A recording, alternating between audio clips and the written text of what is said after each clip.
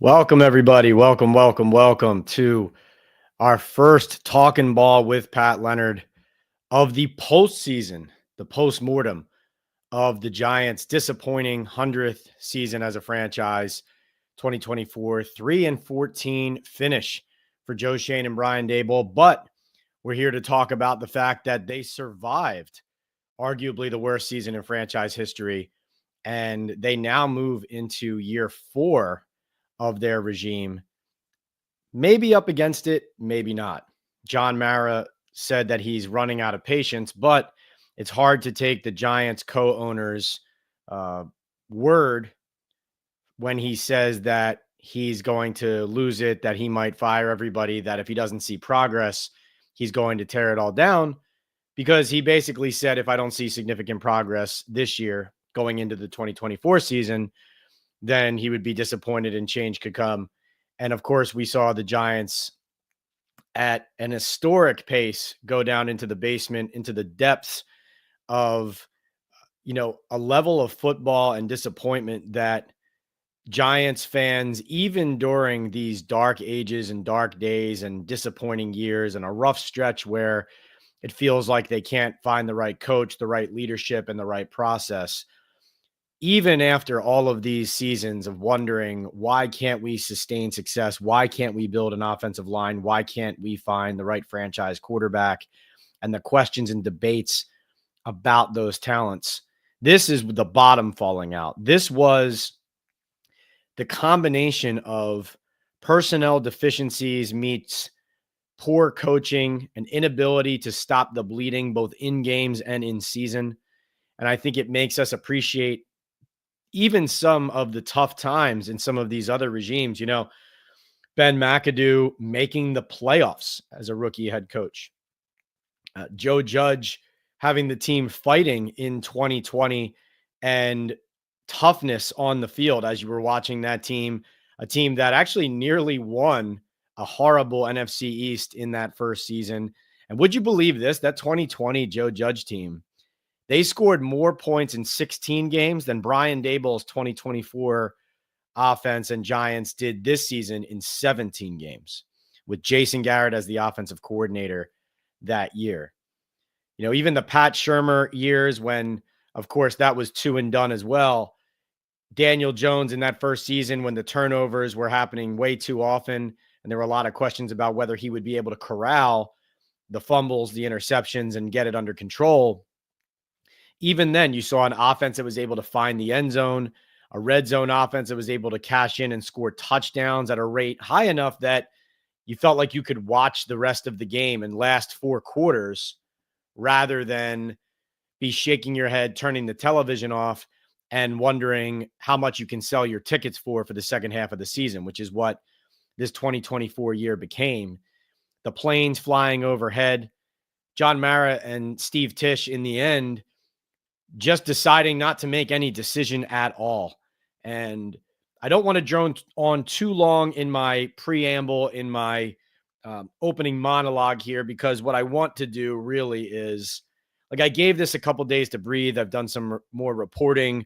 I've talked to plenty of people, and I wanted to let it breathe and really be able to answer the questions that are framed by you, the fans, because you read the daily news, you follow my content here on Talkin Ball with Pat Leonard on the Believe Network. You read my columns and my analysis in the New York Daily News. I think you have a good handle on how I feel, but I want to know how you all feel. And I want to be able to answer your specific questions, because it's not just about the post-mortem and going into what happened, why John Mara made this decision, and giving you the answers on where Joe Schoen stands, where Brian Daboll stands, and what's going to happen with the staff. It's also trying to project how they can get better, how they can get out of this, and explaining some of the stories I've written, some of the information I've put out there.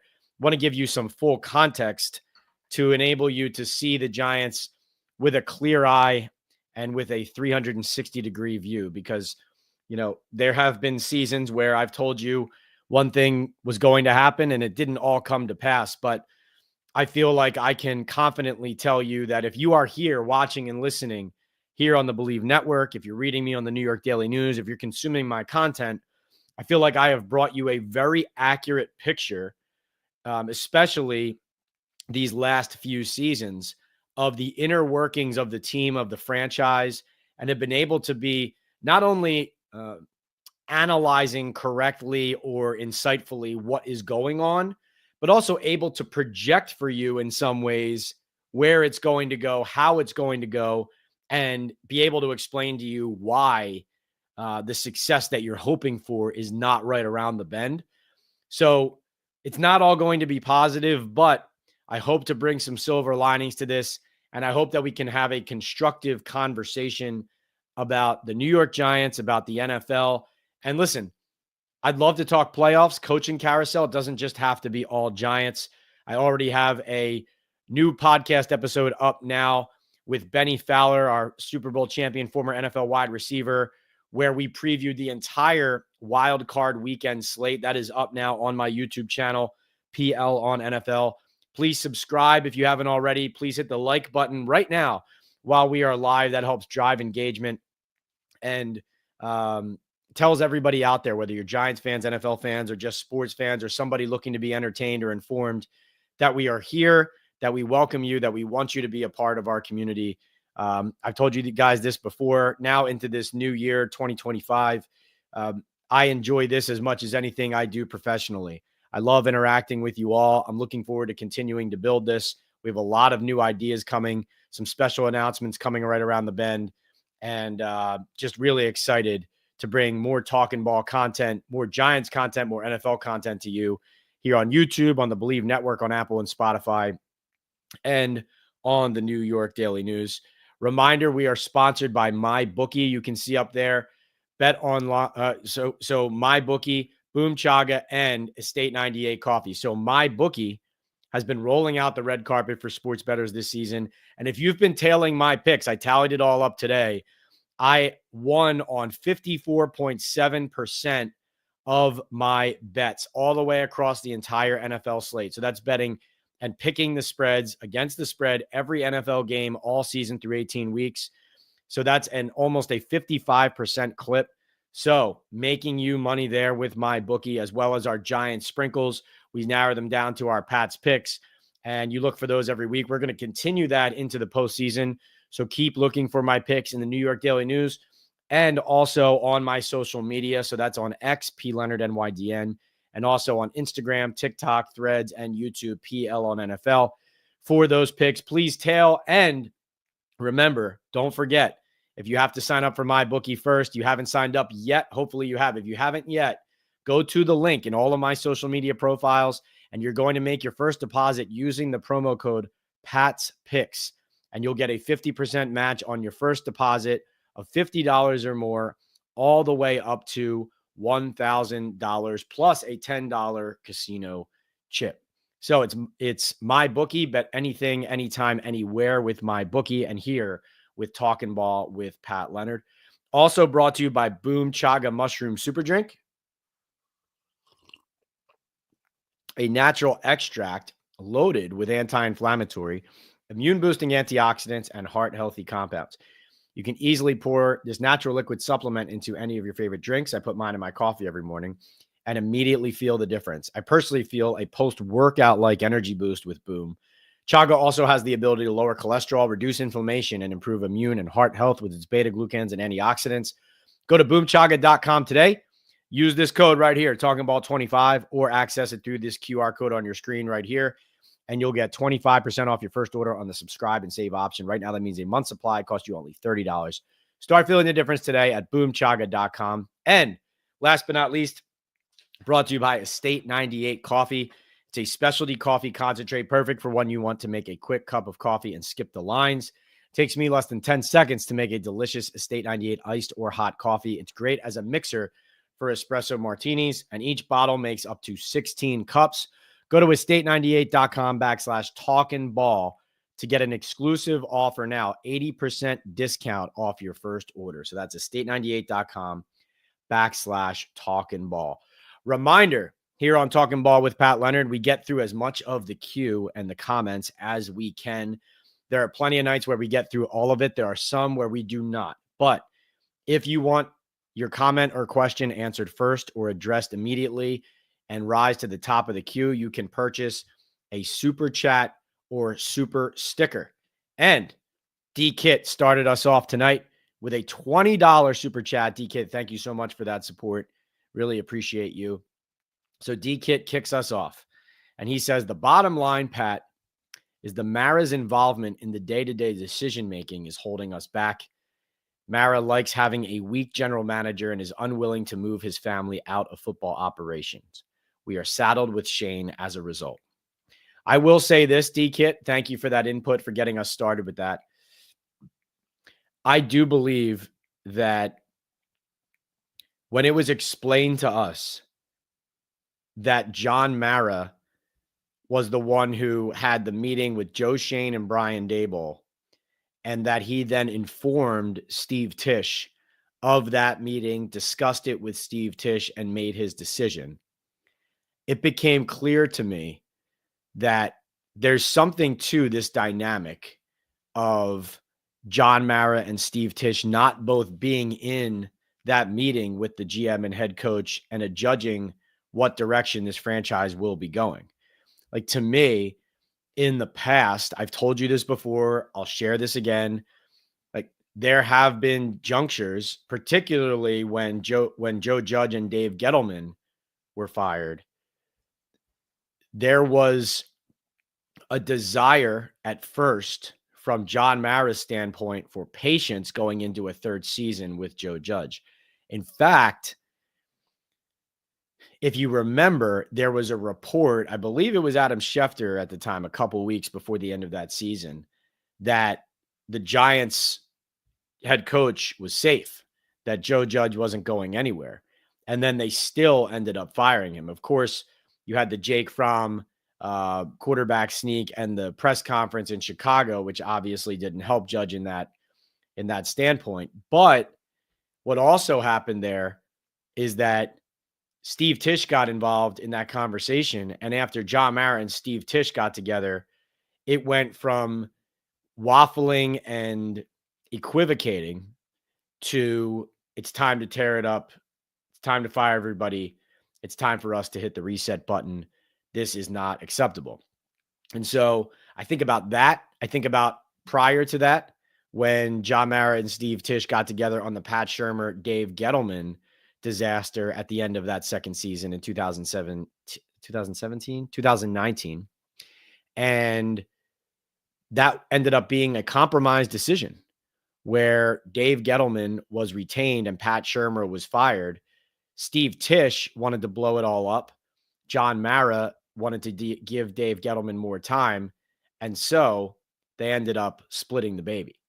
So that was the dynamic on these last two decisions. Obviously, the McAdoo-Reese decision was directly connected to the Eli Manning benching for Geno Smith, John Mara signing off on a decision in that spot by his general manager and head coach, and then firing them after it went so poorly that for optics reasons, the Giants franchise had to play cleanup on aisle one.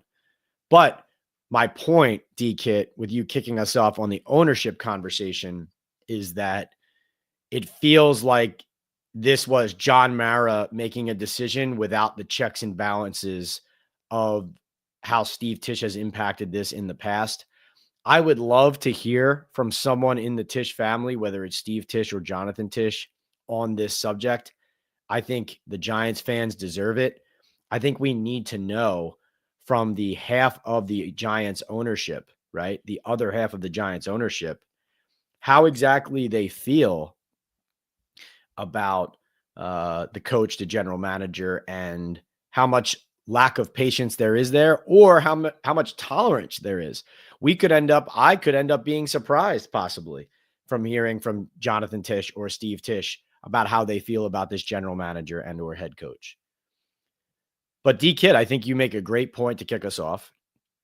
And to be honest, one question that I did not ask of John Mara at his press conference the other day that still deserves to be asked is, will he consider hiring a football person to take over as president, to step in underneath of him or in his stead and handle that rather than him being the president.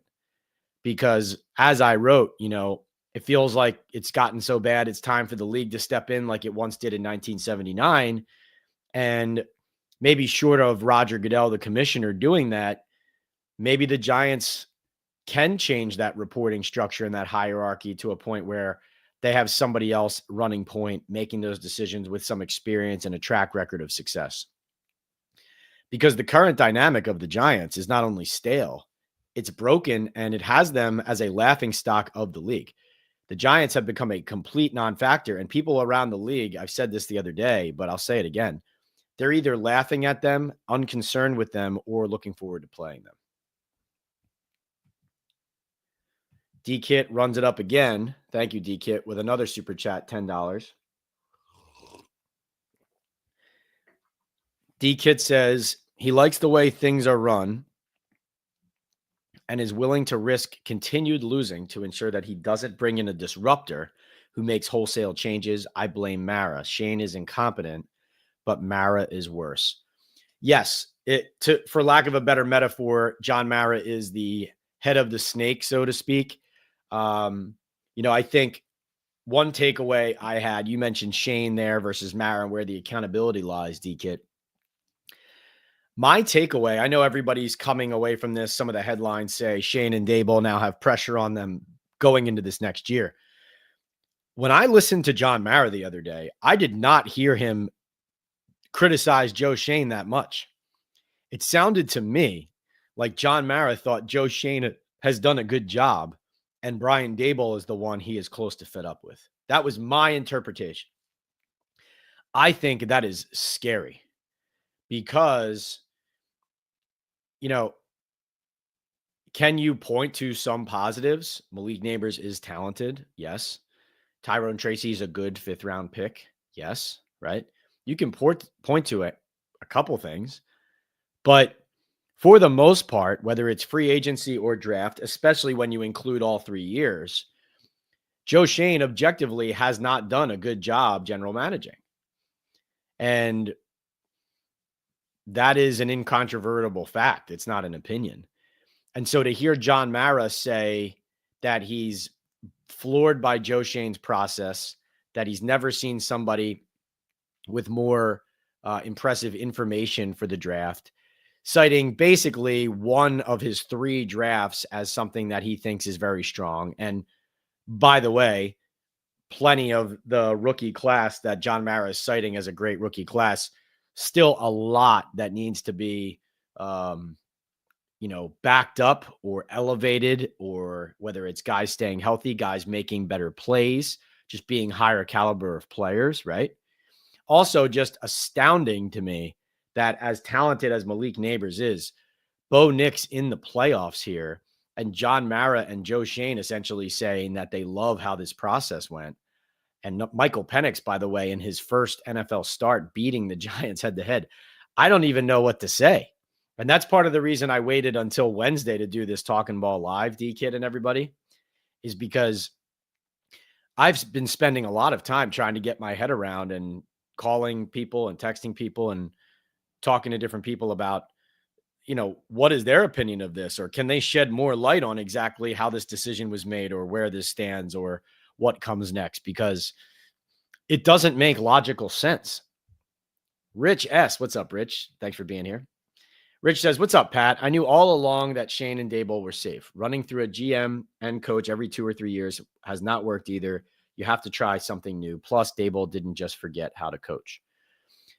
Yeah, Rich, that last part, I really dispute. I don't understand the Daboll didn't forget how to coach point. I mean, they won 9 games out of 17 in 2022. It was an impressive job by that full staff. I think it's very clear, not only in hindsight, but it was to me at the time, how key the defense was, not only in making plays to help win games that year, but also helping Daboll manage the games and coach them in a way that he could complement his run-based offense with that defense that forced turnovers and applied pressure with Wink Martindale and some experience on that end. And that was what got them to a certain point. Not to mention Saquon Barkley, obviously, was the primary piece of that offensively.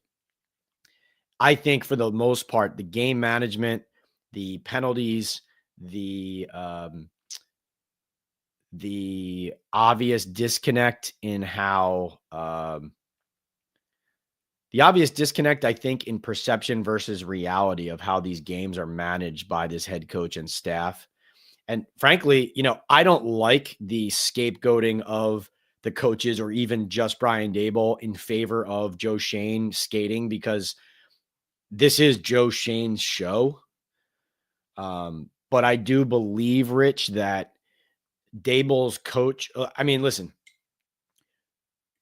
that's your viewpoint. That's your opinion. You're obviously welcome to share that. Obviously, John Mara shares it. He said it too. But I think that what we saw in 2023 after 2022 was closer to Brian Daboll than what his first season was as a head coach. And I think this year backed it up. I mean, the Giants' point differential last season was minus 141. This season, minus 142.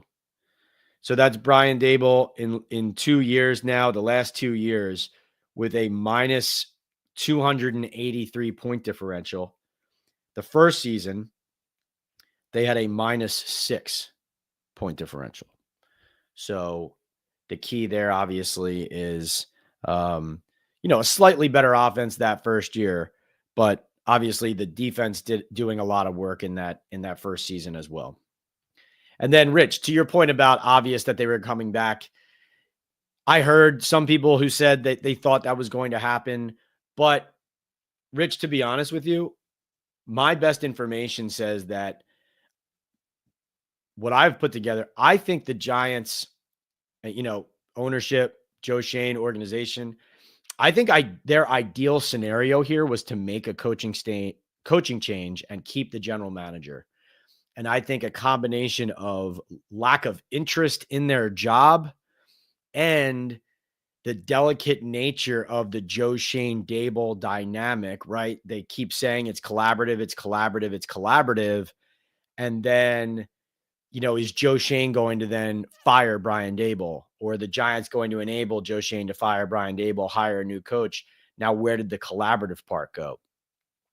I think that those optics combined with the lack of interest in the Giants job and the fact that it's not an attractive one all contributed them to essentially say, fine, let's just give Daboll one more year. And he and Schoen now are still tied at the hip. I frankly, and I said this earlier, I'll say it again, Rich. And Rich, thank you so much for the $10 super chat. I really appreciate you. I question whether Joe Schoen is on the hot seat this season. I think Daboll clearly is. I am not convinced that Joe Schoen is going to be held accountable even this year if the Giants stink again. I really am not. Because not only did it sound that way to me that John Mara was letting him skate in that press conference, I don't trust the Giants' judgment anymore. I was trying to give them the benefit of the doubt, a sliver of the benefit of the doubt going into this, that they had an idea of what the right thing was to do here. But they've lost all benefit of the doubt. They don't deserve to be considered as a legitimate organization or decision-making operation until they prove otherwise.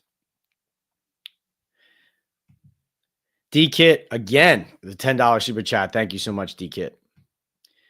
D-Kit says, usually when an owner says we stink and then says, I can't say the roster is better than it was 3 years ago, the very next thing that is usually said is, and that's why I'm making a change. Right. Yeah. A lot of us were flabbergasted standing there, D-Kit, looking at each other. And then even afterwards, it was so hard to reconcile that all of the evidence John Mara was presenting was evidence that you would normally present to explain why you were making a change. And then the ultimate decision was, and that's why I'm sticking with them. It was so incongruent and so awkward and frankly embarrassing, and so, yeah, you said it. I think that's a great way of putting it. I mean, for him to say that they are going backwards, and that was not an unfair statement. That was honest. And you always appreciate John Mara for his honesty in those moments. But that's not making fun of John Mara. That's him saying the reality of what he's seeing with the roster and with the way that the team is going, and then just sticking with things anyway. As far as sticking with Joe Schoen, this is the Giants, in my opinion. They just don't want to do the work of finding somebody better. They're hoping, I said this the other day on Sirius XM radio, their hope that their previous hire of Shane, which has failed so far, will work out. Their hope in that is stronger than their belief that they could make a better hire if they had to. And this is a classic example of them. They changed a lot of their processes. They changed the way they run their draft room and all those things. And they just don't want to do it again this soon. That's it. All right. Chronicles. What's up, Chronicles? Good to see you, man. Thank you for the super chat. Gabe says, facts are facts, though. Daboll was the coach of the year. Yeah, Daboll was the coach of the year 3 seasons ago. Right. And so listen, Gabe, it all goes on the board, right? So that absolutely goes on the board. That coach of the year award is up there, right? The playoff win is up there. Daniel Jones looking like he could actually be your franchise quarterback during and after that season is up there for sure. No doubt about it. Not only does Daboll deserve credit for it, he got credit for it. He won the award, right? So while he gets credit for that, and this is not just Daboll, obviously, it's Shane too, but you also take the blame and take the hit for getting run off the field in Philadelphia the next week in the playoffs after beating Minnesota. You also take the hit for going 6-11 and running a large portion of your staff out of town because they don't want to work with you anymore because you have no composure. You also take the hit for taking over play calling and having your offense finished 31st in the NFL in scoring. You also take the hit for going, I always have to look at these numbers because they're so unbelievable. It's almost hard to remember and wrap your head around. They are 19-33-1 overall. This season, they were 3-14. They lost 10 straight games. That's a franchise record, and 11 of their final 12. 0-6 in the NFC East. 1-8 at MetLife Stadium, including 0 for their last 8 before beating the Colts. And obviously, by the way, beating the Colts saved Brian Daboll's job, right? You'd have to think, which is just, again, what an abomination of a franchise, how they make decisions. 12-31-1 in their last 44 games. And this one always gets me because, frankly, if I owned a team, this is what I would care about. They are 1-12 in 13 games against the Cowboys and Eagles the last 3 years. I don't care who my head coach or general manager is. You tell me a different name. I hired Tom Brady as my head coach. He wins coach of the year in 2022. After 3 years, he's 1-12 against the 2 teams I want to beat. There's 2 teams I badly, desperately want to beat. My family wants to beat. Everybody in the tri-state area wants to beat. Not only because we hate their guts, it's because when we beat them, we win the division, we get to the playoffs, everything starts pointing up, we get to make fun of their fans, all of those things. We get to invade their stadium. They've won 1 of 13 games against the 2 teams that Giants fans want to beat. How in the world is that okay? That is pathetic to say that you don't mind that. Pathetic. Ash, what's up? Ash checks in with $5, says, what's their plan now with quarterback? I mean, I'm assuming they'll try to trade up, but what if they can't? Well, Ash, I mean, obviously well documented at this point, but the idea that they will definitely be able to trade up or have a trade partner is a question in and of itself, because Tennessee, which just fired its general manager because he drafted a bad quarterback, essentially, among other things, they have the first pick. The Cleveland Browns, who look like they might be able to get out of Deshaun Watson's contract, they have the second pick. They need a quarterback. So the Giants sit there at 3. Can they make a trade up? Could a team like Tennessee move back for a desperate Giants team to come up and get a quarterback and try to accrue assets and go on a longer term build itself. That's possible. Tennessee also would be drafting a quarterback, obviously, there if they stayed, you would have to think. Now, I think this is an interesting discussion, Ash, because when John Mara essentially said, this is another ridiculous piece of this decision. John Mara basically said that the roster is not really much better at all than it was going into 2022. He said that the team stinks. He said that he wants Daboll to give up play calling and he doesn't like the defense. So, I mean, when you say this out loud, it is so unbelievable. I mean, again, like I said, this is why I tried to give myself 48 hours to talk about this, because it is so ludicrous. It almost doesn't even warrant being spoken about. But Ash, to answer your question, so John Mara is saying he wants this team that he doesn't think is very close to compete in 2025 or else. Now, there's two ways of looking at this. Number one is that if Joe Schoen, as I said, if Joe Schoen really is safer than Brian Daboll coming into this next season, then Joe Schoen can afford to draft a quarterback here.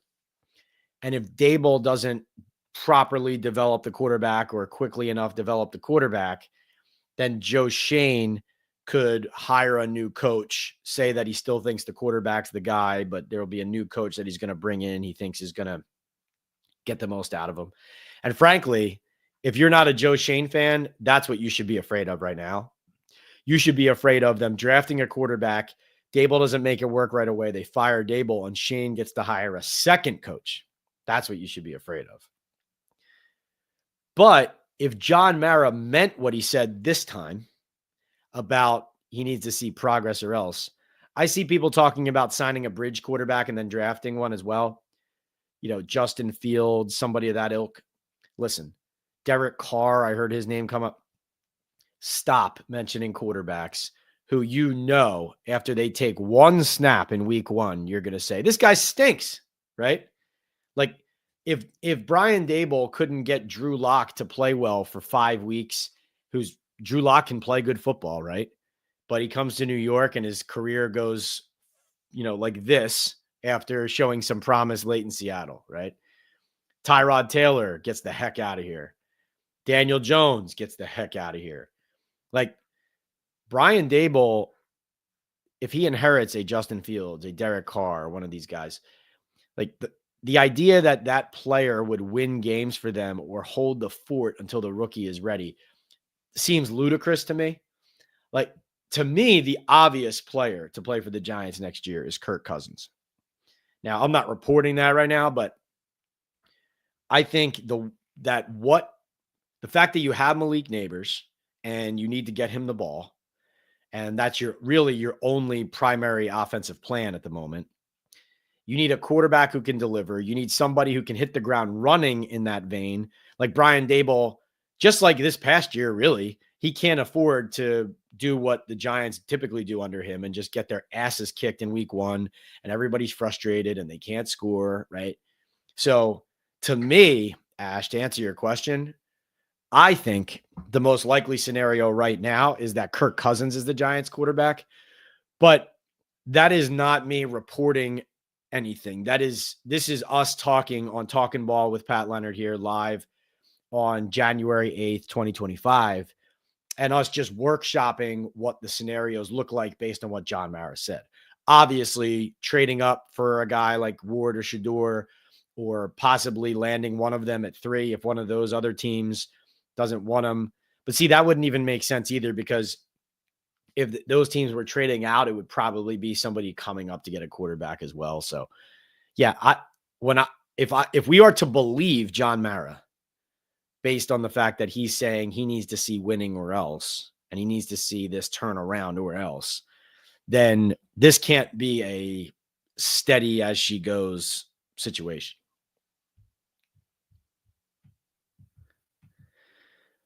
Into, what's up, Into? Thanks for the super chat. Is it fair to say that Neighbors saved both of their jobs? If that one good decision is outweighing the dozen other crappy ones, it further solidifies the clown show. And two, I guess you could say that in a sense, because let's face it, the rookie class, like Tyler Nubin, Theo Johnson, Drew Phillips, Darius Muasal, Tyrone Tracy, right? There is some promise throughout that group of players I just named. But none of those players are players that you would plant a flag in the ground right now and say, this pick was an absolute home run, right? The closest thing to it is Tracy, because he was picked in the 5th round, but he has a lot to learn. There are fumbling issues. And, this is what happens on bad teams like the Giants.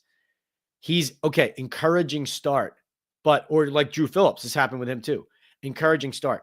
That doesn't mean you thrust the guy into handling a full workload and he's fine and he's great and this player's good and we have him.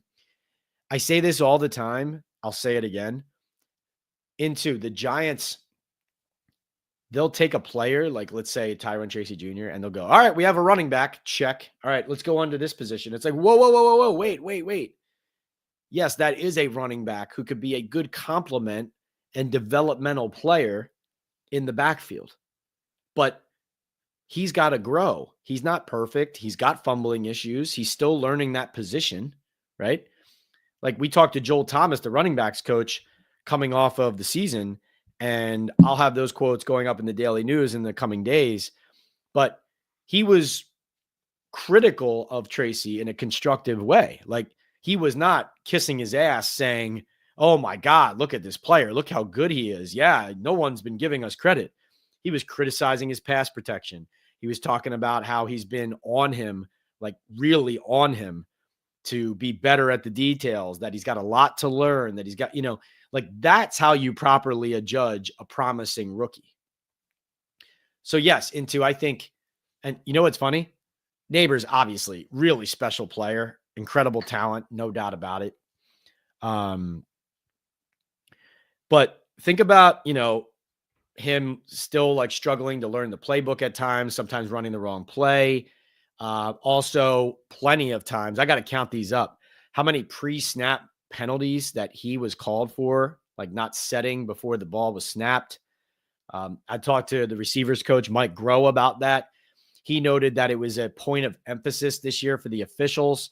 I did agree with him that I had seen that called more often throughout the league and not just in New York, but Neighbors was clearly somebody who that was not getting through to. And we all know that based on how Brian Daboll handled Neighbors as well, there was a lot of enabling and just, whatever you want, Malik. Right. So yes, I think your hunch there is correct. I think things like Neighbors being drafted, beating the Colts in week 17, like these are things that save jobs with the Giants. It's insane. It's insane. It's insanity. And it's interesting to me. Like, look at like Brian Thomas and Ladd McConkey and the quality receivers you can get after that. This is a team that desperately needs a quarterback. The Giants need a quarterback in the worst way. They needed a quarterback in the worst way. Neighbors is a very special player, but they needed a quarterback in last year's draft, and they didn't take one. And Bo Nix won double-digit games and is in the playoffs. And Sean Payton, while he might not win Coach of the Year, is in the Coach of the Year conversation. We all know, of course, unfortunately, that if Bo Nix had been drafted by the Giants, probably wouldn't have had the same success. But that just says more about what the Giants have. That says more about their problems, about their coaching problems, about their evaluation problems of these players, about their inability to build around talent. Like even Malik Neighbors got his numbers in spite of the Giants' issues. Johnny, ABA. Thank you, Johnny. Thank you so much for that. Says, hey, Pat, would you have signed off on Belichick coaching 2 to 3 years, get the winningest coaching record, then move to a VP of football operations role so Mara and his family can finally set back? Is there a rift between Giants and Belichick? I would have signed up for that, Johnny. Belichick was extremely wary of the Giants being exactly who they showed you they are now. Actually, this is a pretty good idea for a story in the Daily News. Thank you for bringing that up, Johnny. The reason that Belichick was skeptical of the Giants from the get-go of this type of process, as he was a free agent after being fired from New England, was that this is the operation the Giants run. It's a family business. It's the Maras involved in all these decisions. It's a lot of other people in the organization who are even not necessarily in the Mara family having their hands in decision making, like too many cooks in the kitchen, right? Is the common phrase, but that is the reality with the Giants. And so that's why he was wary, for exactly the reason you just saw. I thought, he was the obvious first call. That's what we were talking about a lot during the season, that Belichick would be the first call. If I were running the Giants coming off of this year, VP of football operations would love that as well. I think if Belichick was involved, he'd be coaching, though. I don't think he would be involved in not coaching. I don't see that. I think he's a coach. I'd rather have somebody else making the draft picks. Belichick, the GM, is not Belichick, the coach. So I would want him as my head coach, the person running the operation. Is there a rift between the Giants and Belichick? I will say, I do believe that the lawsuit gummed up the works a little bit, the Flores lawsuit, with the allegations of Belichick texting Flores congratulations, allegedly, when he intended to text Daboll, and it was before the interview process was wrapped up, allegedly. So I do think that plays a role because that lawsuit is ongoing. I also noticed that during the Wellington Mara documentary that we were screened and that we saw and that was produced, honoring John's late father and one of the, forerunners of the NFL, during that entire documentary, Bill Belichick was not interviewed for that documentary. It was not, they had Parcells, they had Coughlin, they had, plenty of former Giants players involved in it, Eli Manning, Tiki Barber, Jeremy Shockey, etc. Bill Belichick was shown during, with some footage of when he was the defensive coordinator of the 2 Super Bowl teams, but Belichick was not interviewed for that documentary. I thought that was very unusual and interesting.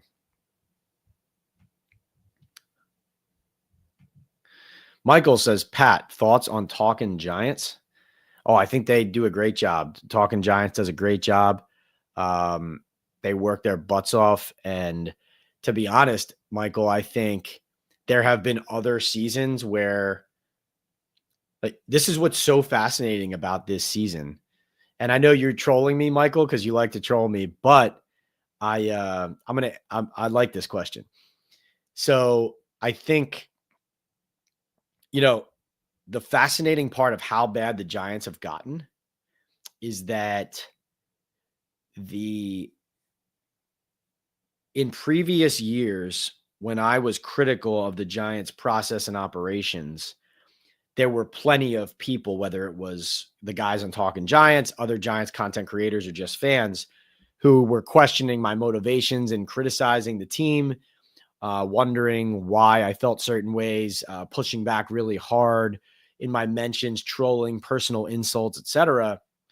This year almost unified not everybody, but a majority, as many Giants fans and content creators as I can remember since I started covering the team in 2016.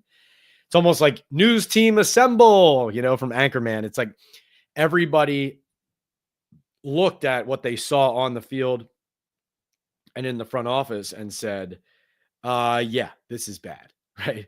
And this is where I think, as I remind everybody here on X that we are live, this, I believe, is a sign of how bad it is that everybody who has, whether they've defended the Giants, whether they had a hunch that it was headed in the wrong direction, but they didn't want to hear it. They were crossing their fingers, hoping it was going to turn around. Fans tired of the losing just have seen before how quickly it can turn if you draft the right players or you hire the right coach or general manager. But this season united everybody who cares about the Giants, who knows about the Giants, and who studies the Giants in one common takeaway. And so you asked me about Talkin Giants.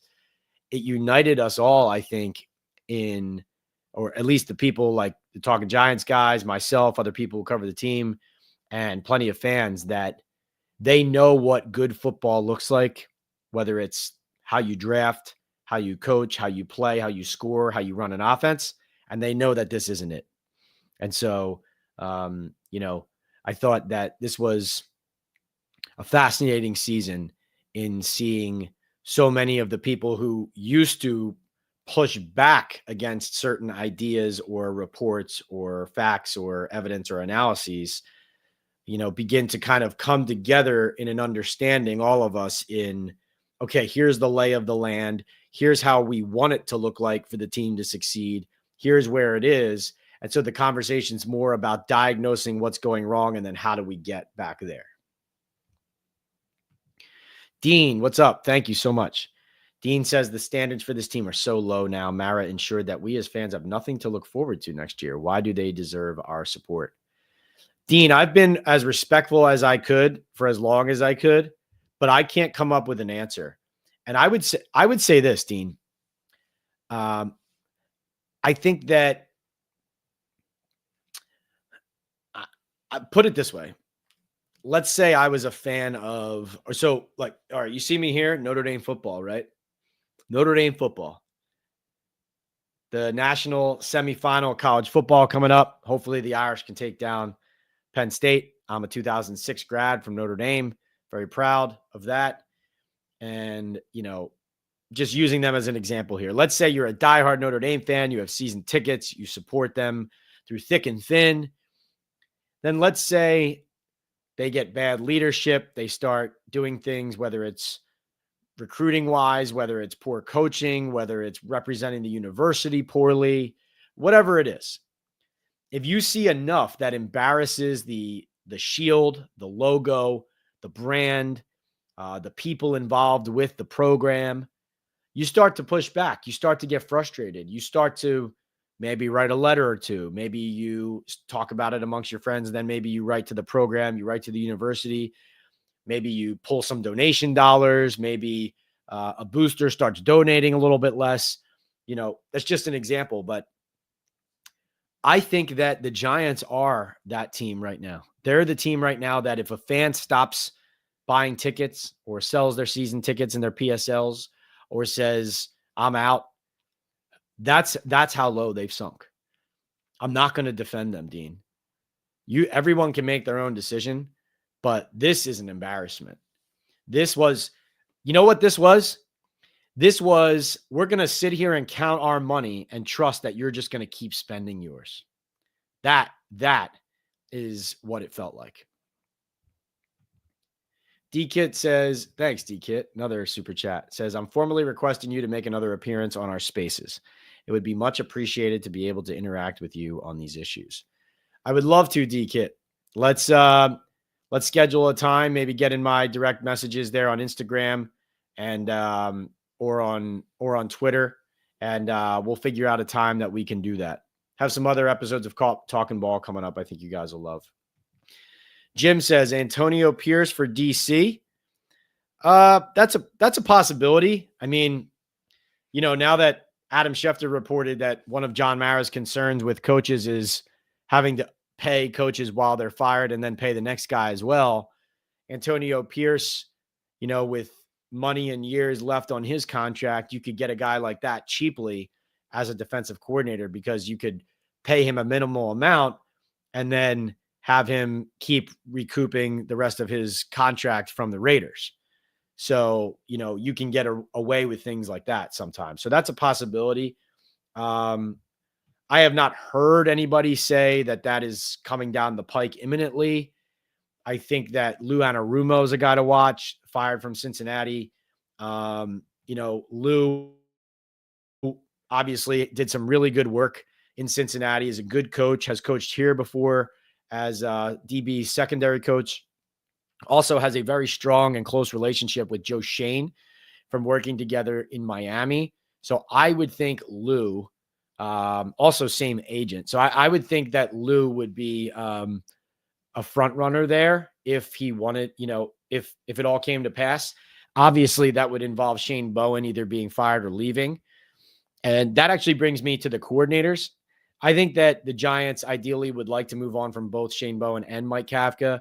I think what they're hoping for and waiting for and what might happen is that they would like them to both get jobs elsewhere so that they don't have to fire them. Again, remember, it's all about optics. So they want it to look better than it could. So the way it would look better is if Mike Kafka gets a job, Shane Bowen gets a job, and they say, well, we didn't fire anybody. They just got jobs. They moved on to bigger and better things. Look at us developing coaches, right? So I think that's what they prefer. My very early read on this situation, and I said some of this about Bowen the other day, I think after the Eagles game, but my very early read is that what I had heard even during the Giants season, frankly, was that whatever job Mike Vrabel got, Shane Bowen was going to try to and might end up going to reunite with Mike Vrabel wherever he goes. So if Vrabel gets the Raiders job or the Patriots job, I would expect Shane Bowen definitely would be a name, involved in speculation about leaving or a request being made for him to make a lateral move. My guess based on now here's the thing. The players talked a lot in the locker room on the defensive side of the ball about consistency. Like nobody obviously loved the defensive scheme or the defensive results this year. It wasn't good enough. It wasn't anywhere close to good enough. It wasn't anywhere close to as good at what Martindale brought to the table the 2 years before he walked out on Daboll. But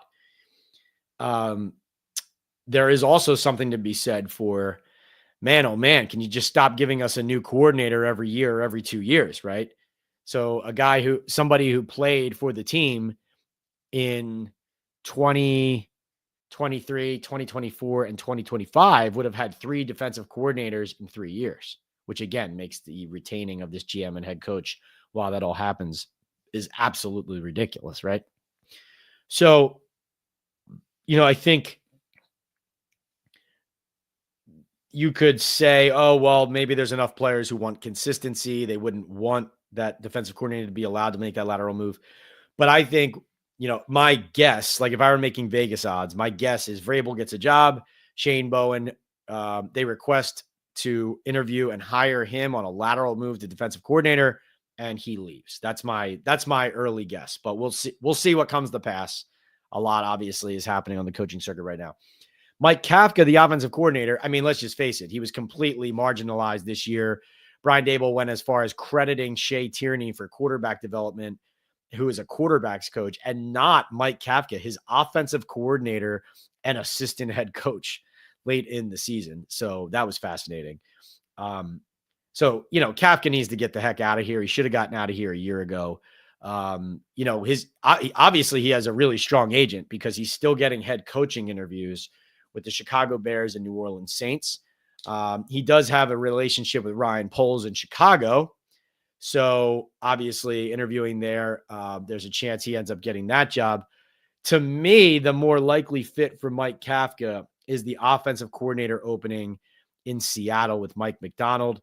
Macdonald tried to hire him the first time, beginning of last year, and the Giants blocked it because of optics reasons. They didn't want to lose 3 coordinators from the same staff because Martindale resigned and they had fired McGahee, the special teams coordinator.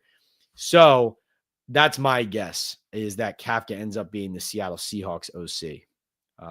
By the way, another team that needs a quarterback, although they're drafting much further back than the Giants are. All right. Grim Silo checks in with $5. Thank you, Grim. He says, still early, but for fun. Gun to your head right now. How do the first 3 picks go? Have you heard anything this early in the process? Grim, I would be lying to you if I told you that I know. I would. But we know all 3 of those teams need QBs. So, I don't know. Like the Titans prefer Shador or Cam Ward, or the Browns prefer Cam Ward or Shador, or, those kind of things. I don't know the answer to that. Or would one of them just take a Travis Hunter because he's that good, or, clearly based on need, it stacks out to QB, and then the Giants have to make a decision. But these quarterback prospects, of course, as we know, are not considered home runs like other classes have been prior to this in the past. Thank you so much for all those super chats, guys. All right, on to the queue. Barbara earlier says, I wouldn't spend the number one pick on a quarterback this year. Last year was the year to do it, obviously. George Lewis says, good evening, Pat. Is Bowen going to get fired anytime soon? I just answered that about the Vrabel situation. Johnny says, hi, Pat. Do you worry about retaliation when you speak against decisions like keeping Shayball? I've agreed with everything you've said. That must irk Shane, who seems to care about his image a lot. No, I don't. I mean, Johnny, I could get retaliation, but if I got retaliation, I think it would come in the form of like, giving my competitors, news instead of helping me or, whatever. I mean, there's a lot of different ways that you can try to undercut somebody in the media, but frankly, like I think the Giants under this regime, especially, I think they do a lot of work in trying to spin the media and a lot of work in paying attention to narratives, trying to change narratives, shift narratives, soften narratives, and they rely a lot on the national media to do it. So I think they already play that game. I don't think it's anything, and again, I've said this before, I'll say it again. That is their prerogative, that the Giants, public relations, general manager, coach, whatever, they can do whatever they want when it comes to that. But retribution, no. I mean, here's another thing, Johnny. What I've learned in this business is the people who get it, like the players, coaches, executives, etc., the people who get it, the people who are worth something in this business, they know that we all have a job to do professionally and they respect it even if they don't like it. So if somebody takes it personally, if I'm being critical of a lot of losses and players who haven't worked out, right? Like we're not curing world hunger. There's a lot more serious things out there right now than NFL football, right? So we're talking about football. Now, it is obviously a big money operation. A lot of people care, including me and you, and it's my job. But, I think you have to keep it in perspective as well, Johnny. So there are people who will exact retribution or take things personally or make things personal in the business like that. But usually if somebody does that to you, it just makes it easier for you to kind of figure out who they are. Antonio says, good evening, Pat. Are you surprised there has been no news about coaching staff change, like none at all? And do you expect it to happen? Yeah, it's been very quiet, very hush-hush, very secretive. And not surprised, though. Again, I think they're always trying to contain everything. I mean, think about this, everybody. Wasn't it strange how there were several reports, both local and national, that the Giants were going to have these, meetings after the fact, and they were going to have these long deliberations, and you shouldn't expect any news on Monday, Black Monday, one way or another. And then, poof, John Mara makes an announcement that they're both back. What? Like, what is going on here? Is there dueling leaking going on in the building, right? I'll say this. I'll say it 1,000 times, say it again. The number one thing you should remember from that day, other than the ridiculousness of the John Mara presser, is that Brian Daboll and Joe Schoen did separate press conferences about 45 minutes to an hour apart. They always, in those situations, meet us together. It's the whole point of their collaborative, optics of, hey, look at us. We're always sitting here together. If you ask Joe a question, it's Daboll sitting right next to him, and we're a team. Very, very clear that something about the collaborative element of it is gone, because Daboll met us at a podium standing up, and then Shane did his at a dais or at a table sitting down on stage. That was clear to me that something is different about their dynamic now. Antonio says, can you explain to me why the Giants preach continuity even though the team has not been good? I would think that you wouldn't want continuity at that point. Antonio, your question answers itself there. I agree. Gabe says, so Pat, I saw your story on the mixed reaction from the locker room. Honestly, it seems like the only people not happy about it are the people who don't get as much playing time as they believe they should, like Jalen Hyatt, who they have tried to hand a job to multiple times, but he proves he is not good as an all-around wide receiver and is just a deep target. Honestly, I think the more important question is, how do Joe and Daboll still have jobs when Mara can't even tell us the roster is better since they took over? Honestly, I don't see a way these guys aren't fired after we were put through another miserable season here in 2025 coming up. And it's sad that an organization with such rich history can go under basements at this point in standards and operation. Really well said there all around, Gabe. I thought that was really intelligent, insightful, and you're one of our day oneers here on Talkin Ball with Pat Leonard here on the Believe Network and on our PL and NFL YouTube channel. I really appreciate you. So all great points there. I think the mixed reaction from the locker room is, so just to be honest, I mean, there were plenty of players quoted in that story, named, mentioned. There were also plenty not mentioned, and plenty of sources I talked to not mentioned, where, my explanation from my conversations on Black Monday from the locker room was accurate. Like the fact that I would put it this way. There were a handful of players who spoke on camera and in front of groups who did say, and who, some of whom I quoted in the story, like Runyon and Neighbors, who said, "Hey, I'm glad they're back," right? Supported them, all those things. There were plenty of players who either on the record equivocated or didn't seem too thrilled. There were also many other players, asking questions. Like, the players want to know, like, if Schoen and Daboll are coming back, okay, cool, we're going to have continuity, but like, so wait, who is to blame for this? Why did it go wrong?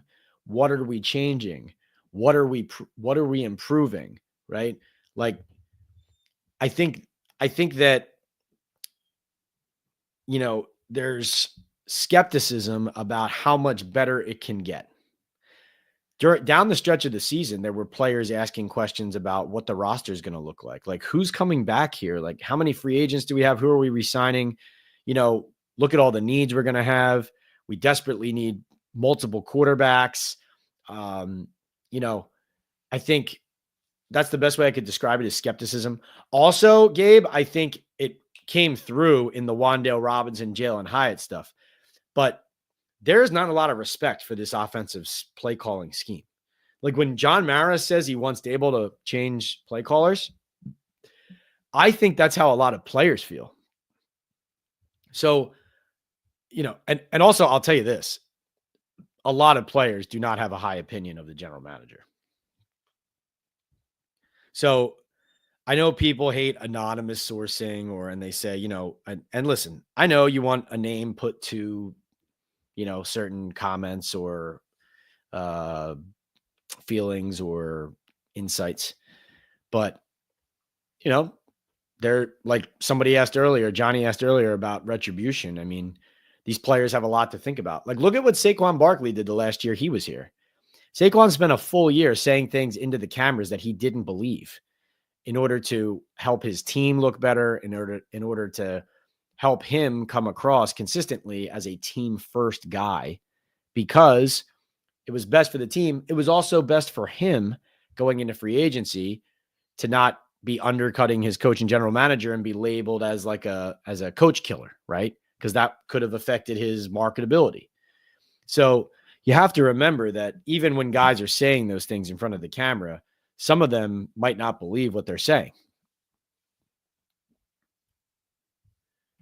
George says, what about Leslie Frazier as defensive coordinator? Yeah, that's an interesting one. Same agent. He is with the Seattle Seahawks right now, I believe. So he has interviewed here before. I know he was also one of those candidates who he interviewed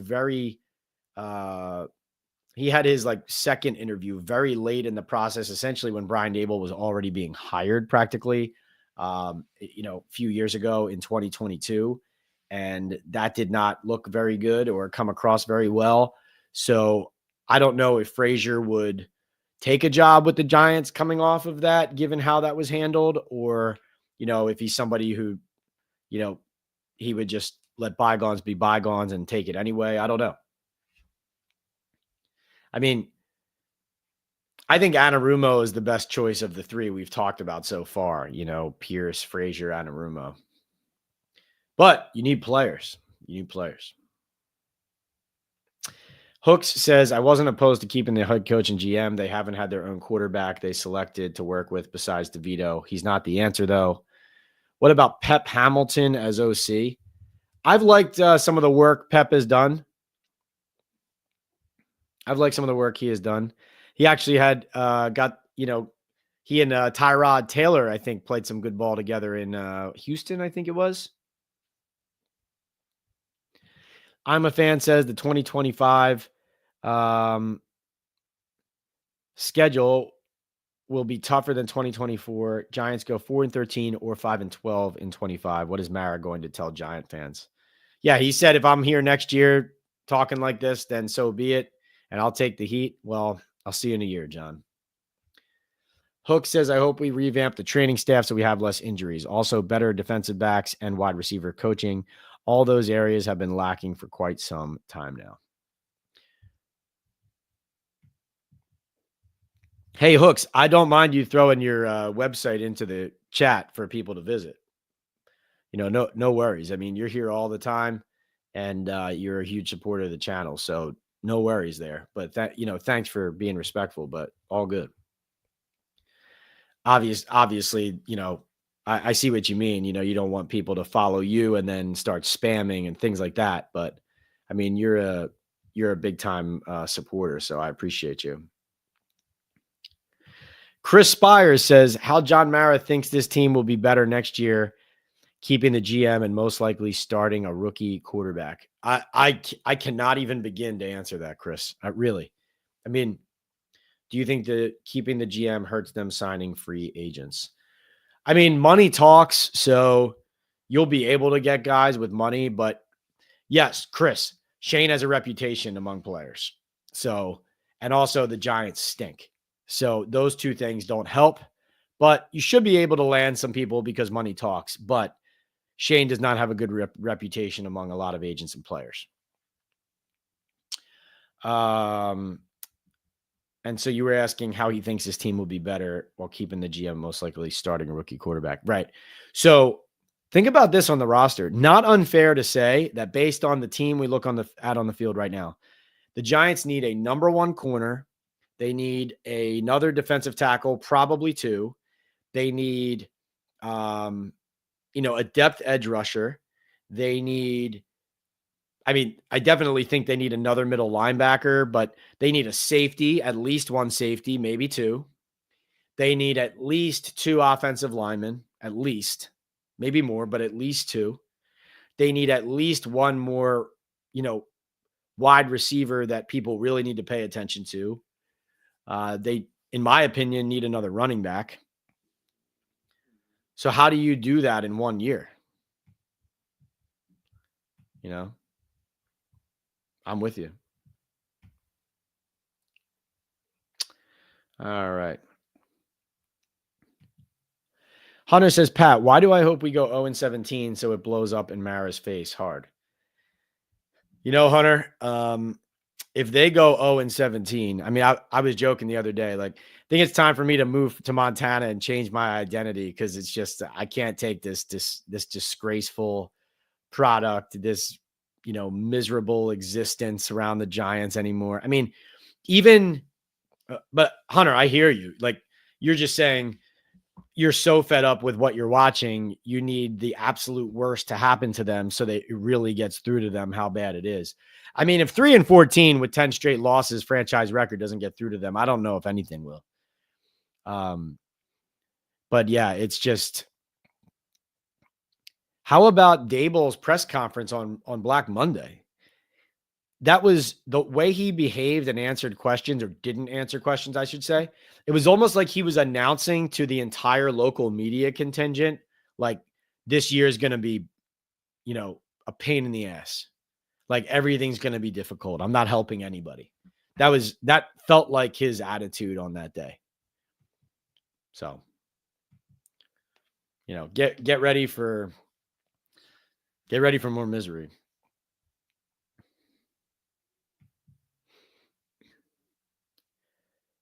Gabe says, well, I mean, apparently Mara went out and looked who would want to come work with Shane as a head coach, and basically no one wanted the job working with Shane. That's what I heard happened.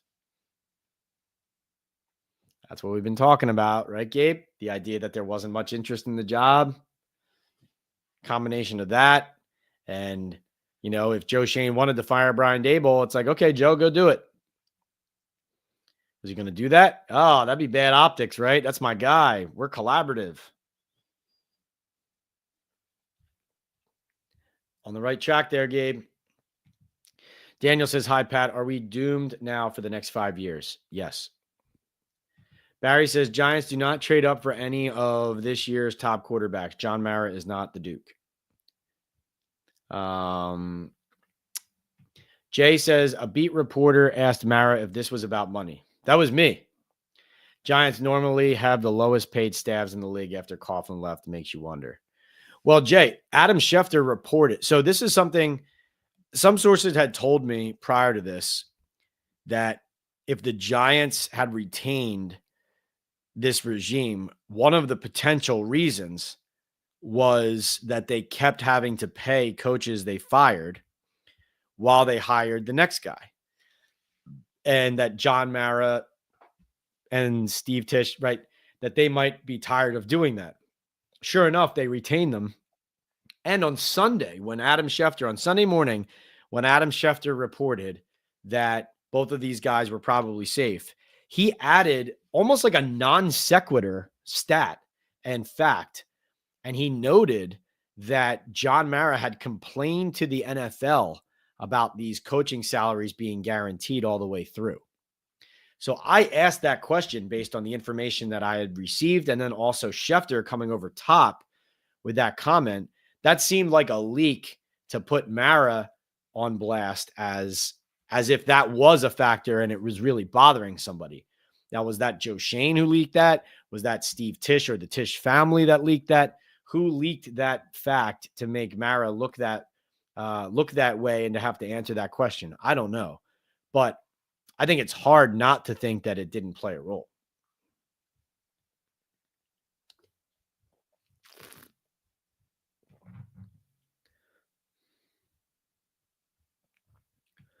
Chris says, what is the reputation of the GM around the league? Just doesn't always treat people right. Negotiations get personal. I mean, look at the Saquon situation. It's a great example of it. It gets personal, it gets nasty, burn bridges, those kinds of things. He's a first timer and not a good one. Alex says, rank the scenario of likelihood 1 to 3. 1 being most likely trading with the Browns. Okay. Rank the scenario likelihood 1 to 3. 1 being the most likely. Trading with the Browns, drafting Dart or Milroe in the second, or paying a free agent. Alex, I have to admit, this is like conjecture based on early conversations. I don't know this. So qualify that. I would say pay a free agent is 1.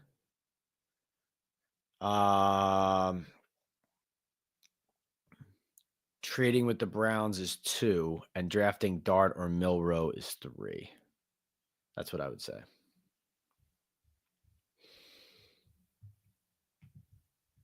All right, let's see.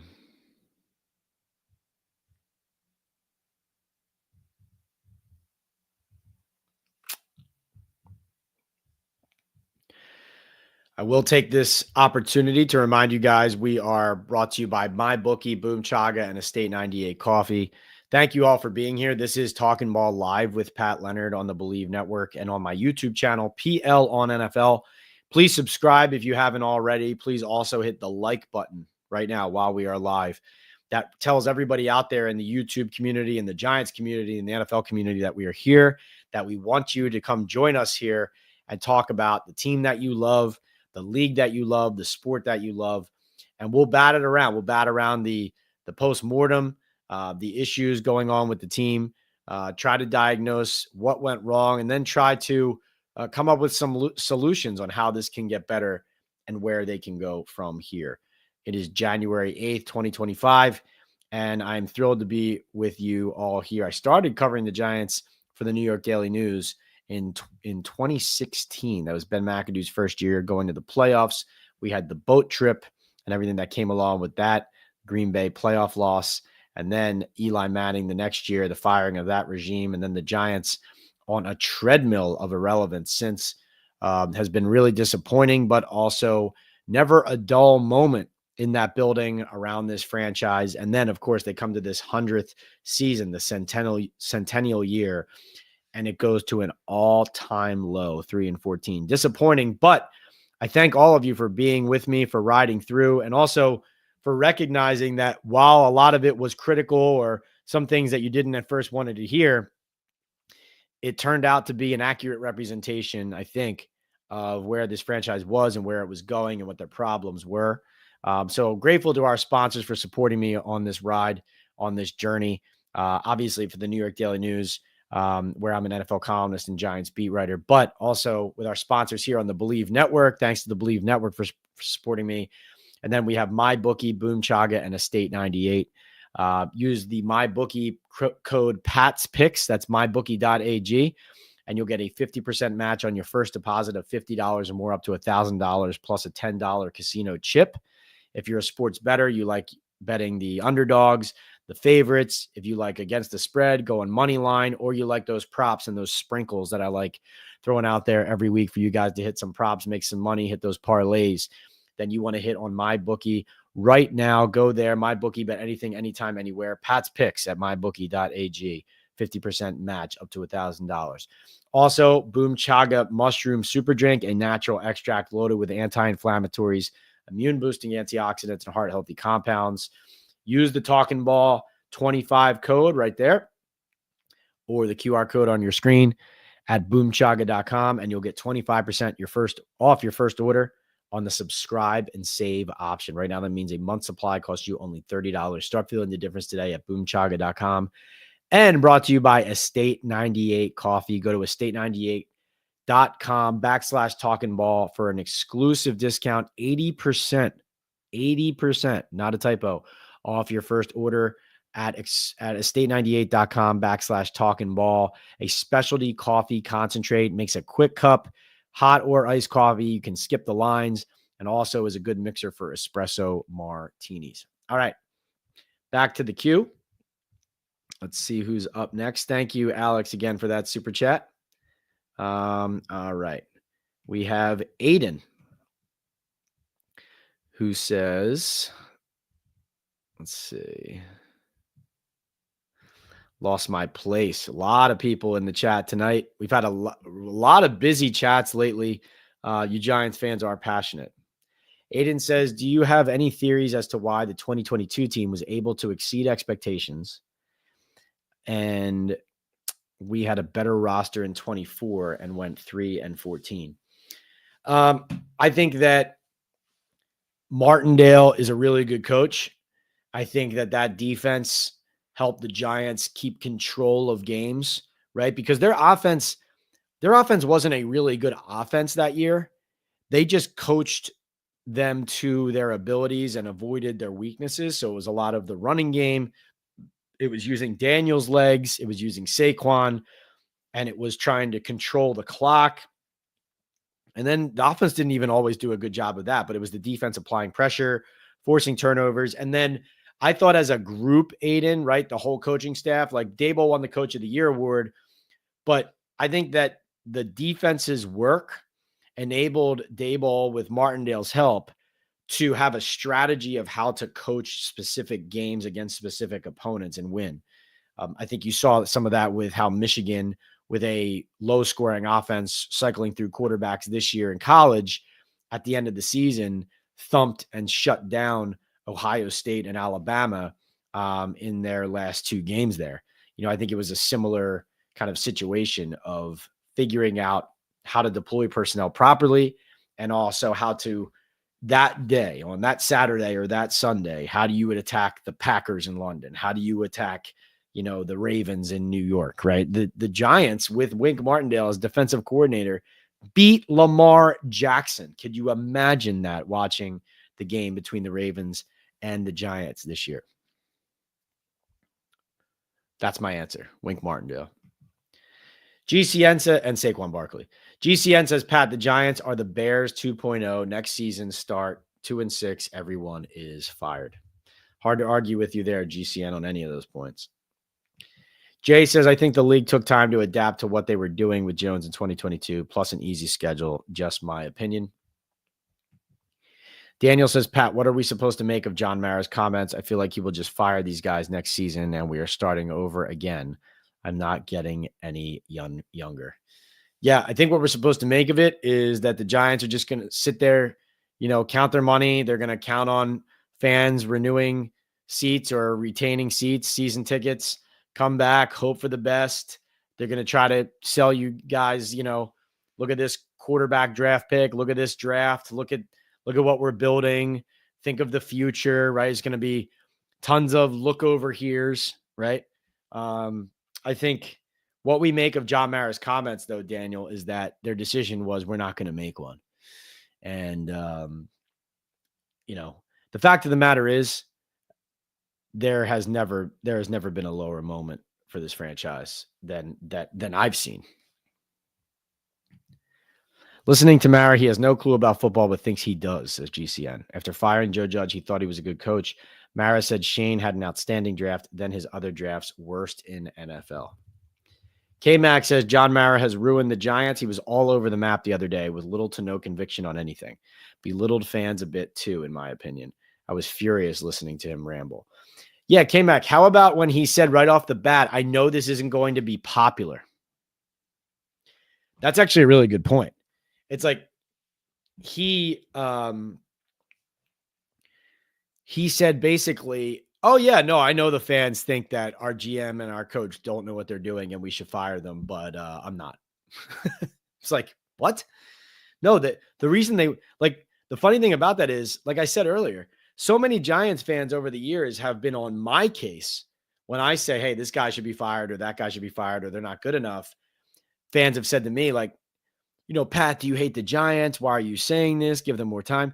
This year, a ton of fans jumped on board with, oh my God, what am I watching on the field? Like, this is not good enough. We need new leadership. And then John Mara is like, no, yeah, I see it, but we're fine.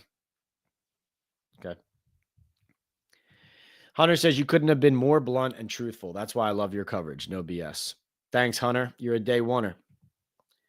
Jim Osborne says, Pat, Dan Duggan has joined you dropping the hammer on ownership too. You were right from day one of this season. Congratulations on your insight and telling it like it is for all of us. Thank you, Jim. Dan does a great job as well for The Athletic. Hirsch, what's good? Good to hear from you, man. GCN says the NFL and Giants print money. They all have private jets. They could care less. GCN says, Pat, Jerry Jones said his puppet coach should look around, then refused Bears' request to interview McCarthy. Yeah, that's definitely like a shell game. That's like jockeying for position. Like McCarthy's basically there saying he and his agent are like, well, if you're not going to give us a new contract, let us look. And the Cowboys are saying, well, okay, fine, go look. And then, but wait, not there. Actually, you know what? Come in and we'll negotiate. We'll talk, right? It's just business. Playing a little too much, if you ask me. By the way, somebody asked me the other day, like what, I think it was after the Eagles game on Talkin Ball post-game live, about like what I wanted to happen if they fired Schoen and Daboll. And, the Will McClay, Mike McCarthy pairing was one that I would have been interested in looking into more if it was an option. K-Mac says, I couldn't even stomach the entire Joe Schoen presser. Smug little weasel is lucky to have a job. Fans deserve better. Ouch. Well, that's the thing is like there's some questions that weren't asked of Joe Schoen that still need to be asked, but also some of them are ones where like, you're not going to get like a direct answer to them, or you're going to get like a version of the truth that's not really full. Jim says even Bob Kraft admitted he screwed the pooch, but not Mara and Tish, so I expect nothing to really change. Right. The Patriots at least did something about their colossal mistake. Hirsch says, thoughts about trading for Joe Milton to be our quarterback? I thought Milton was good in the draft. I don't know if he's like a guy to bring in to fix everything next year. But he does have a big arm. That was also backups playing against backups there. But yeah, no, I mean, Hurst, I like where your head's at. I think you get a guy who Daboll can work with, hopefully develop, is maybe a good mix of somebody who has a little bit of NFL taste, but also is green enough for you to mold. I don't know. I don't think that's the answer though, but I do, that's something to think about. Johnny says, hey, Pat, why does Mara care more about the optics of firing another GM and head coach above winning? That has to be the absolute worst reason to keep any GM and head coach.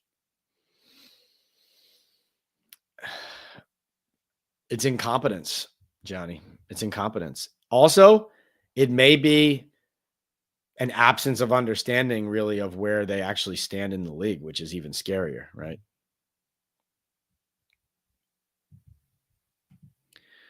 Let's see here.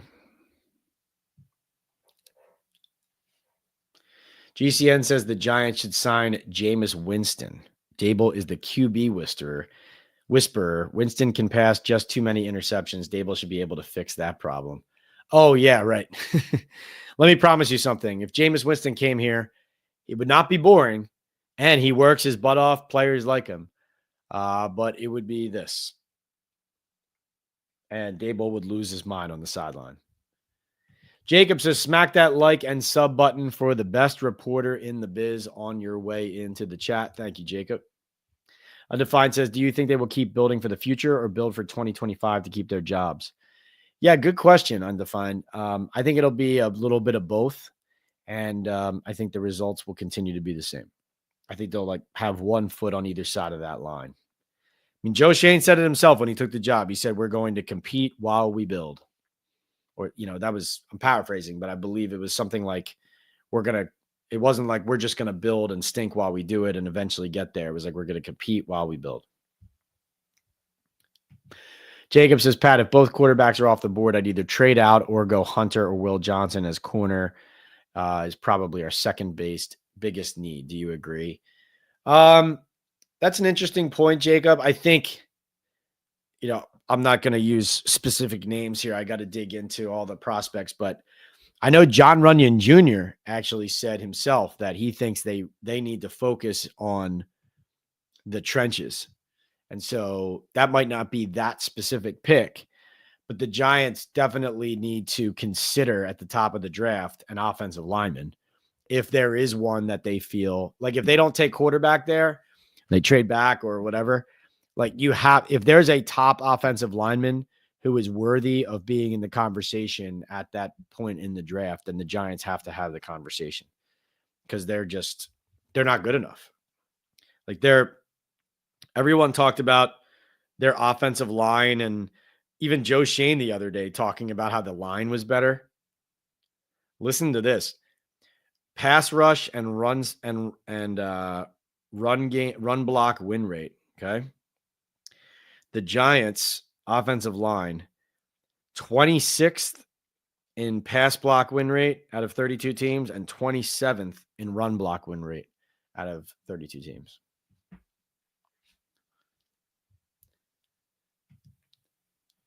Mara is Jerry Jones 2.0, except Mara is low-key Jerry Jones, says GCN. Jacob says, any idea if Mara checked in on Belichick? Multiple teams checked in on him lately. I think those feelers were put out earlier than this week, and that brought back the interest / reticence that we described earlier. Bo says, how is John Mara even joking with the media about Saquon's commercial, but cannot answer any questions pertaining his franchise being in turmoil for the last decade? Bo, that normally would have been a funny thing for him to say, but it was so awkward because think about it this way. The Giants were so bad that John Mara actually wanted to talk about that. We didn't ask him about it. He actually said, what, you're not going to ask me about the commercial? And then that was like his quip and his joke that he had ready to tell.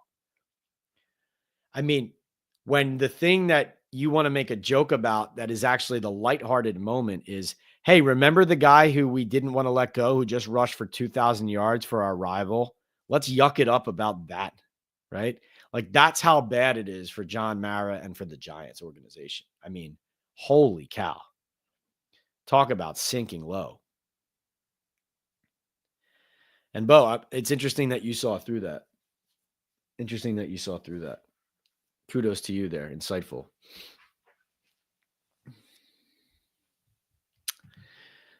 Let's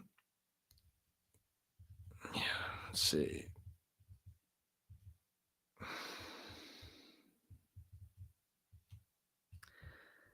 Saul Goodman says, hey, Pat, great job this year asking the fair and tough questions. Your analogy about being in the basement too long is spot on.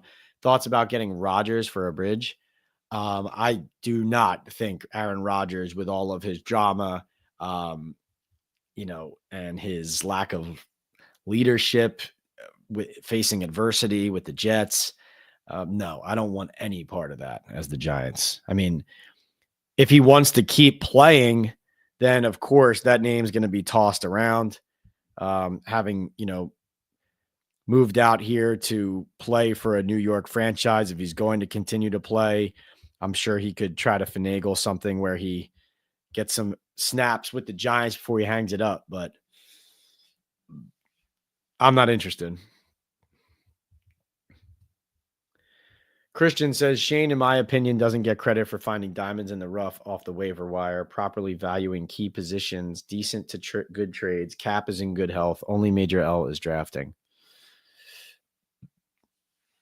I mean, Christian, I think the owner of the team just said that after 3 years, the roster isn't much better than when Shane took it over. So that's I agree with Mara's description. Evan says Daboll did a good job with Daniel Jones. Can't deny that. He did for 2022 and then did not after that. And they ended up shutting him down and cutting him because he didn't. My view. D-Kid says, let's be honest, Wink's absence further exposed Daboll as just a coordinator. Head coach, absolutely not. And not even a good coordinator, it seemed. El Gigante says, to me, the Mara presser said more about Mara admitting to the meddling in the football operations, i.e. Daniel Jones' contract, Barkley, McKinney, and drafting. He could not get rid of his scapegoats. Saul says Steve Tish needed to be the adult in the room and politely tell Mara everyone needed to go. I was banking on him being the voice of reason. Me too, Saul. Me too.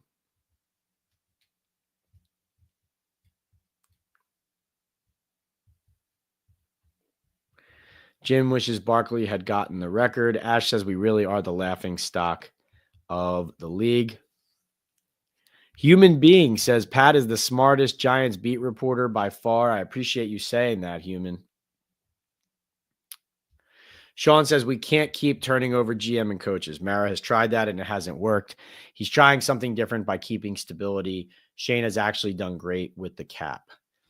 I don't agree that he's done great with the cap. I think that the team got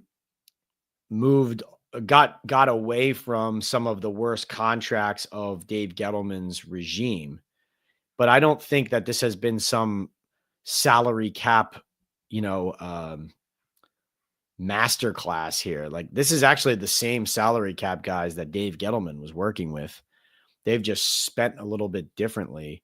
So I think they're in better cap health because they've gotten away from some of Dave's worst contracts.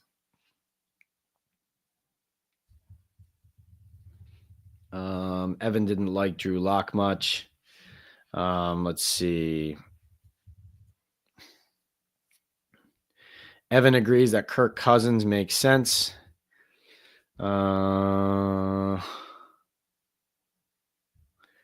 Miz thinks the Giants will be better than people think. No, Met says Cousins would probably retire if the Giants were his only options. GCN says, Pat, Cousins' wife will not let him play for the Giants. Cousins' career is over. I don't know where you're getting that, but that would be quite the blow. George says, just got back from the other clown show in town, the Brooklyn Nets game. How does it feel to write an article calling for Daboll and Shane's head and then having to speak with them? Hey, it's part of the job, George. I think the most important thing to do in my job is to show up the next day. I think doing this job, there are times where you put your neck on the line, or you put your foot down, or you have to demonstrate a significant and strong conviction in how you feel, in the information that you have. And there are times where you're proven right. There are times where you're proven wrong, or there's times where a certain thing needs to happen for the health of the organization, like in this case, and it doesn't. And you end up, pinpointing or blaming or calling out or criticizing specific people that you then have to look in the face. I have no problem with that. It's unfortunately become commonplace around here because the Giants have continued to put a bad product on the field and to make bad hires and bad decisions. So, but yeah, no, I mean, there could be uncomfortable moments, but like I said, it's not personal. They went 3-14.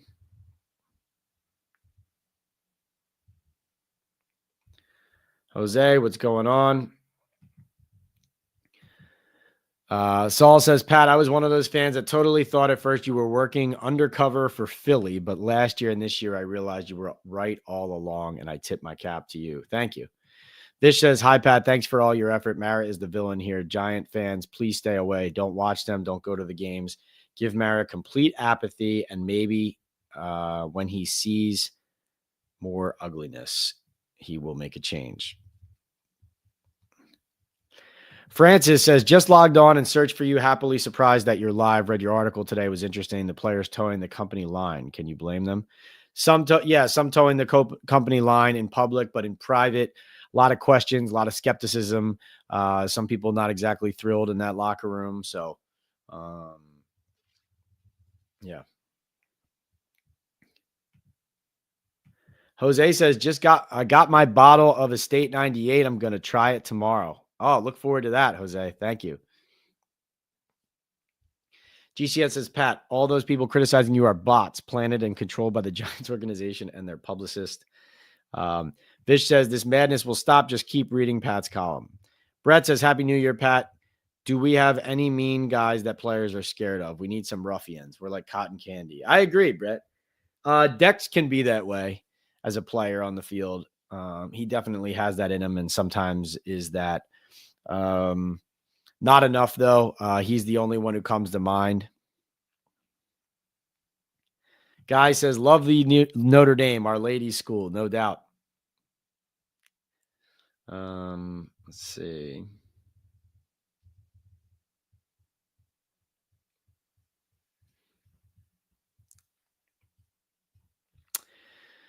Johnny says, imagine if Kafka becomes the next Kevin O'Connell. He was calling the plays when Daniel Jones had his best season after all. Kyler says, do you think if Allard changes his mind from Penn State and declares, then he's the move at 3? That's a possibility. That's a possibility, Kyler. I have not dug into an evaluation of him as a quarterback, but I know there's some people who have a high, opinion of him. So that's a possibility. GCN says, what if the Giants trade for the Vikings or Steelers coach? I don't think Kevin O'Connell's going anywhere. Mike Tomlin, I don't know. Guys, by the way, coaches to watch at the start of these playoffs, if they have like a horrible or unexpectedly bad early loss, Sean McDermott, Mike Tomlin, guys of that ilk, keep an eye out for that stuff.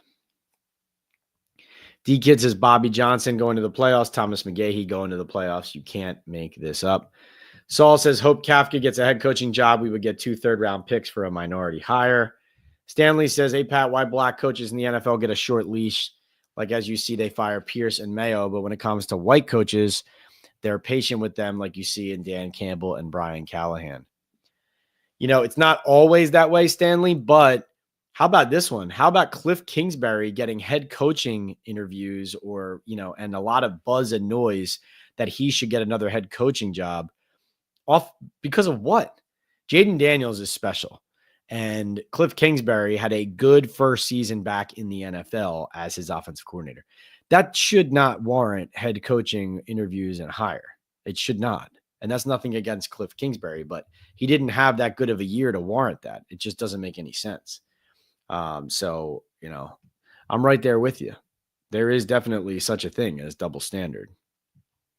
And the reality that you just described.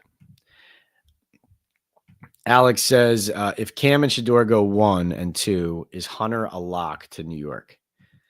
Like I said, I think you have to look at who would the offensive linemen and who would be the guys up front that you'd have to keep an eye on there as well. I mean, it could very well be Hunter. The Giants need blue chip players. But to me, again, their offensive line isn't very good. So can you get guys on the line of scrimmage? Can you beef up the way that you protect your quarterback or attack the quarterback? Is that more important? Or do you just go with the Heisman Trophy winner and go from there? No, I don't think it's a lock. Johnny says, and thank you, Johnny, for this additional super chat. He says, in the 3-14 season, the Giants had the 3rd highest home attendance. Are PSLs, gambling, and TV online money making everyday fans sort of not matter that we have to resort to flying banners? Thanks, Pat. That's a good point, Johnny. Also, that surprises me because there were a lot of games this season when there were a lot of empty seats. So I feel like sometimes if the tickets are sold and whether people go or not, like I feel like those season tickets paid for PSLs get counted. I don't know, because that doesn't add up to me, how many gray empty seats I saw. But yes, I think it does marginalize the everyday fan. And I think it really is sad that the fans made the organization hear them so loudly this year and they still didn't listen. Brett says, I don't think coaches or players would even want to come here. You will be proven correct, Pat. When people report on players backing the coaches, I mean, what are they supposed to say? Hands are tied. Exactly. Yankee says, I want quarterback Jackson Dart from Ole Miss. Interesting. Yeah, I'm looking forward to continue to kind of dig into this quarterback class. Francis says, Giants won't be able to get all the players you mentioned in 1 year. Daboll's attitude stinks. More misery next year. No one wants to work for Schoen and Daboll. George says, Pat, do you think the Giants will replace the defensive coordinator? Probably. I think they want him to leave without firing him is probably why this is taking a while. Simeon says, is Hyatt trying to talk himself off the team? It sure sounds like it, Simeon. They don't use him, and I don't think he has a very high opinion of the offense from what I can gather. Yankee says, what if Giants suck for at least 2 more seasons? Neighbors will ask to be traded. Oh, he already lost his cool this year. Imagine. I totally agree. By the way, just so we're clear, Dexter Lawrence, the biggest name player, the one player on this team who, the one player on this team who, has some cachet and ended up being technically the leader of the team throughout the season until he got hurt. He was not in the locker room again to speak after his injury. And on breakup day, Black Monday, after they retained Daboll and Schoen, he was not there, did not speak. Did see some photos of him out at dinner that night in the area, though, with teammates. So he was around, just not there to speak on this topic. So read into that what you will.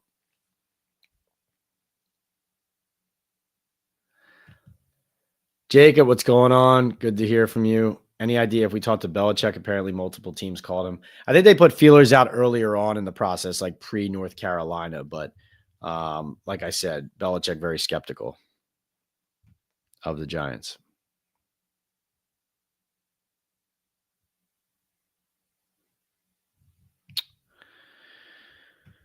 Let's see.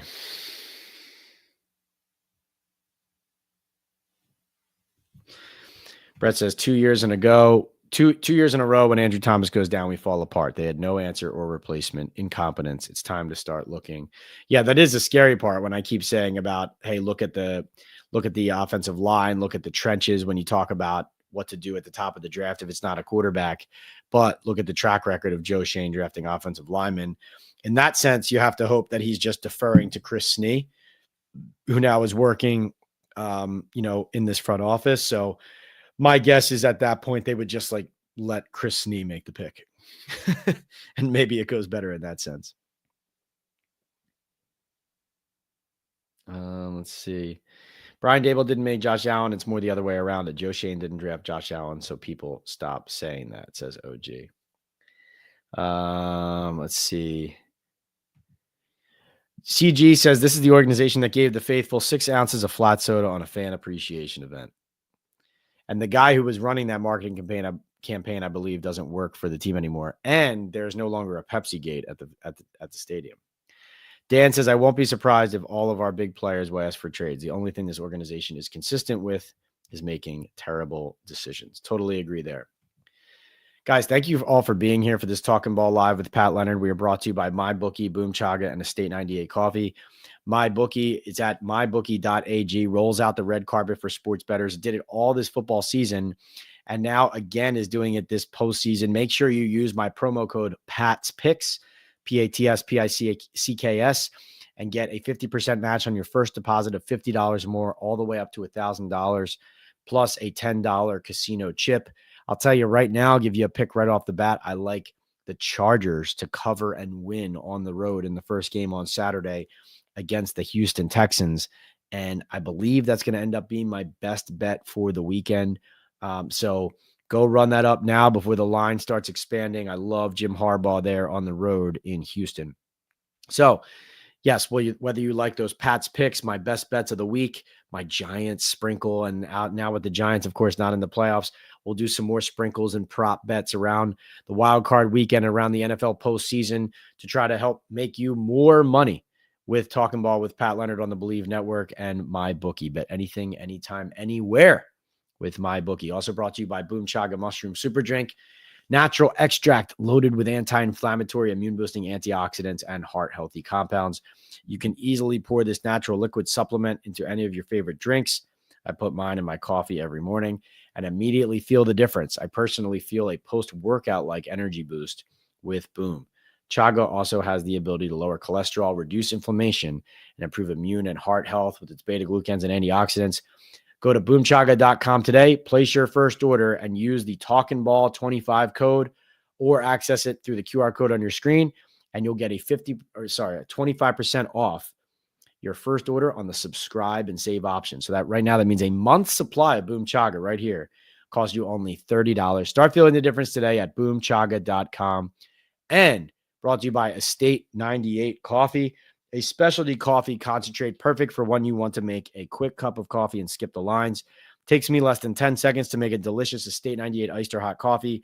It's great as a mixer for espresso martinis, and each bottle can make up to 16 cups. Go to estate98.com/talkinball to get an exclusive offer for 80% off your first order. If you don't already have this up on your phone, make sure after you're done listening or watching Talkin Ball with Pat Leonard live here on the Believe Network and on YouTube channel, make sure you check out my wild card weekend playoff preview with Benny Fowler, former Super Bowl 50 champion NFL wide receiver. We go over every single matchup of wild card weekend. We pick every game. We get into the nitty gritty. Benny does a little bit of X's and O's breakdowns for us. We talk about some receivers to watch, some interesting quarterback statistics. We make Super Bowl picks. We get really into the weeds to help you, whether you're a bettor or just a football fan, whether it's one of these teams or just the league in general. I think you'll really come out of it feeling prepared and more knowledgeable about the game and about the league and about these playoffs. So look forward to that. Thank you all for being here. I'll finish with a question from Braden. He says, how you doing, Pat? Out here in California, and it's a mess right now. Yeah, I hope everything's okay with you, your family, your friends, your loved ones, Braden. He says, with Kafka hopefully securing a job elsewhere. Who else, along with a defensive coordinator, is on your want list realistically? Talking about an OC, Braden. I think, Davis Webb would be an interesting guy from Denver if you could pry him away, bring him back and have him be an offensive coordinator. I think he's an encouraging player and mind and person that you would really want to have on your staff. So Davis Webb is somebody I would keep an eye on. Unfortunately, I think like Shea Tierney and Brian Daboll are really tied at the hip. It would not shock me, especially because people are wary of working for Daboll if Tierney was just elevated into that offensive coordinator and play caller role. So you'd have to look out for that as well. Dan says, thank you for the stream, Pat. Can't wait for more and continue the great writing. Thank you, Dan. Thank you to everybody who joined me, who joined us here tonight. Look forward to more episodes of Talkin Ball with Pat Leonard. Talkin Ball Live will come soon. We have a special guest coming to one of our next upcoming Talkin Ball Lives in the next week or so. I'll keep you guys apprised of that. And we have more special announcements coming around the bend, so stay tuned. Thanks again for talking ball, for talking Giants and NFL with me, Pat Leonard, New York Daily News columnist and NFL columnist and Giants beat writer here on the Believe Network and on the PL on NFL YouTube channel. Hunter says, thanks. Have a good one. I'm a fan. Says, thanks for keeping it real, Pat. Have a great night. And Braden, good to hear. Thank you, Pat. Thankfully, far enough away in the Ventura County area. Stay safe. Amazing stream, brother. Thank you, Braden. Thank you, everybody. Talk to you soon. Have a good night.